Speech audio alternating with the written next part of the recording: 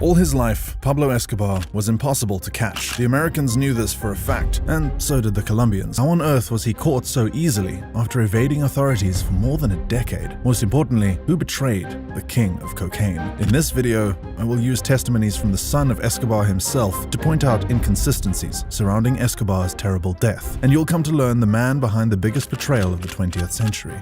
The official account. As you know, the official version of what happened is that Pablo Escobar was shot by the police while trying to escape. Well, we have more than one official version.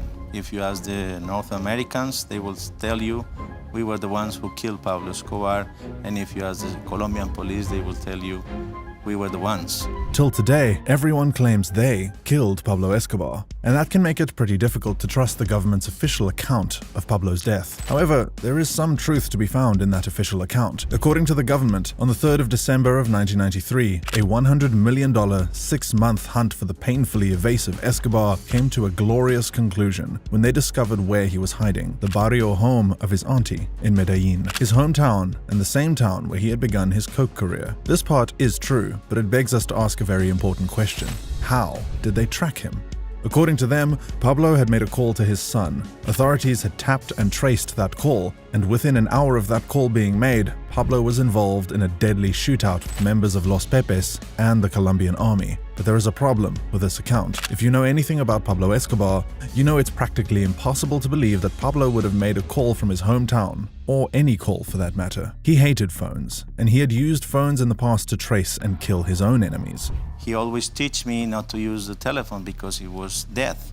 As his own words, don't use telephone because he's dead. Also, at the time, the whole of Medellin was under heavy surveillance. And yet, according to the official account, Escobar not only made a phone call, he also said his name and requested to speak to his son, and then had a lengthy conversation with him. As difficult as it is to believe, it turns out this part of the official account is true. Pablo did make that call. But then, we're left with yet another question. Why? Why would he make a call that had almost a 100% chance of leading to his capture? Early days with his father. Understanding why Pablo made the call to his son requires having a firm understanding of the relationship he shared with his family. The media tries to paint Escobar as a loving, attentive father who did all he could to shield his family from the horrors of the drug trade. While it is true that Pablo might have been a loving father, he didn't hide his lifestyle from his family. I know both because he was my father, but also he was a bandit. And when I was 7 years old, he told me, look, I am a bandit, that's what I do for a living. In March 1976, when Pablo was just 27, he met 15-year-old Maria Victoria Henao. They fell in love and eloped to start a life together. They ended up having 2 children, a boy they named Juan Pablo, now known as Sebastian Marroquin, and a girl named Manuela. Escobar might have had many lovers outside his marriage, but he only had one wife, and he only recognized the kids she had for him. So in his own twisted way, he loved them. He loved them enough that he poured his soul into whatever family time he could squeeze out for his son. Conocer a Disney siempre es un sueño de cualquier ser humano. El papá se volvía un niño en ese parque con Sebas. Se subía a todas las montañas rusas así se muriera del pánico porque no le gustaban las montañas rusas, pero igual todo lo que fuera posible para ver a Seba feliz. He was especially fond of Juan Pablo. Right from the start, Juan Pablo Escobar had a privileged childhood. In the 70s, he grew up in a magnificent mansion with large buildings, a go-kart racing track, a private zoo with hippos and elephants, huge swimming pools, a fleet of exotic cars and helicopters, and hundreds of maids and guards at his beck and call. However, under this somewhat magical setting was a looming feeling of danger and death. Because from that same house, Pablo ran the Medellín Cartel, which supplied 80% of the world's cocaine. From that same house, Juan's father, Pablo Escobar, would give assassination orders, plan drug routes, plant car bombs, and wreak violence in Colombia. And when Juan was old enough, he tried to change his father. When I saw the bombs in the news, I told him, look, what's going on? You don't have to do this. You should not do this. A lot of innocent people is dying.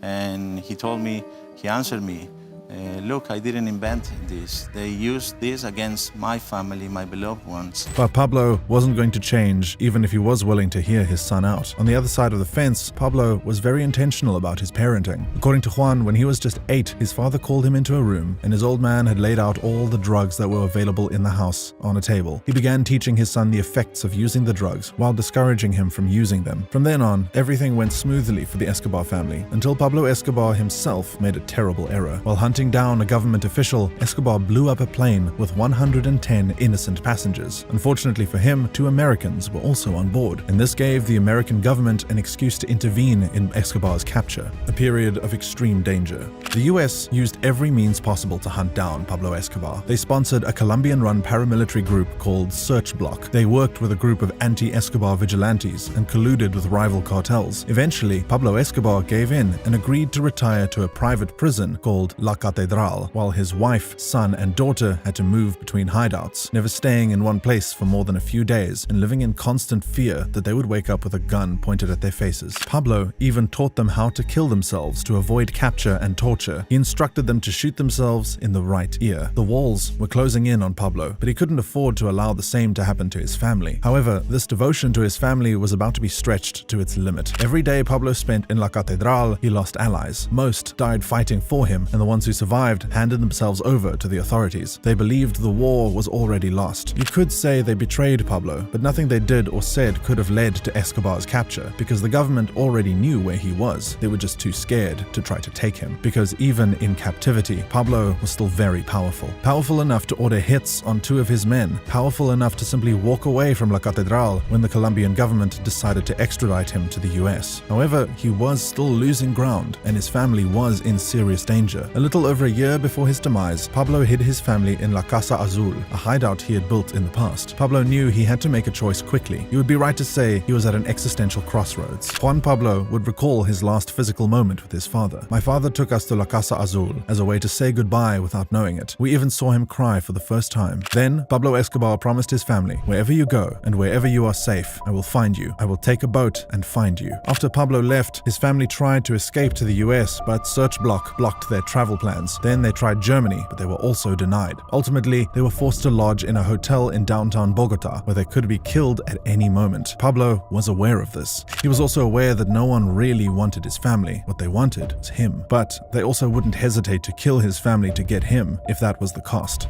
The traitor is revealed. And I hang up, but he was kept calling and calling and calling, and that's why I understood that he was willing to get killed. Pablo Escobar planned his death, at least according to his own son, Sebastián Marroquín, as well as other family members. As his family nervously sat in the hotel room, as news reporters swarmed the hotel lobby, and as the police patrolled the streets below, no one expected that Pablo, of all people, would call his family. It was an error, a foolish move. The phones were tapped. Juan knew it, and he told his father not to call in an attempt to protect him. But Pablo called back every time his son dropped the call, until he had called 6 times. At this point, the Search Block and Los Pepes had triangulated his location. He was in Medellin, of all places, in his auntie's house, and he had been there for some days, having spent his birthday with his aunt and El Limon, his bodyguard. Now that the government knew where he was, you would expect him to run. No, not Pablo. Instead of running, the man sat and waited, and when he stood, he went to an open window where an undercover member of Search Block spotted him. Of course, he knew he would be spotted. He wanted to be spotted. You see, Pablo had 2 choices in that moment before his death. He could betray his family and live, or betray himself, giving his family a second chance at life. Running up to the barrio rooftops of Medellin with El Limon, his personal bodyguard, it was certain that he would meet his death. He probably knew this. There are no recordings of his death, only pictures, and the location of his gunshot wounds. According to official reports, Pablo Escobar was found dead with a bullet wound through his right ear, the same method of suicide he had taught his son and wife in order to avoid torture and capture. So, if you are still wondering who betrayed Pablo Escobar, you have your answer. It was Pablo Escobar. Only Pablo could have ever betrayed Pablo. Only Escobar could have ever killed Escobar. And only his loving family could have caused that monster of a man to make the ultimate sacrifice